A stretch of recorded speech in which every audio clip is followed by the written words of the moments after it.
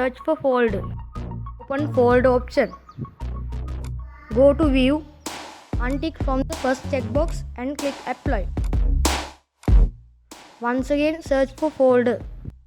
Open folder option. Go to view, untick from the first checkbox and click apply.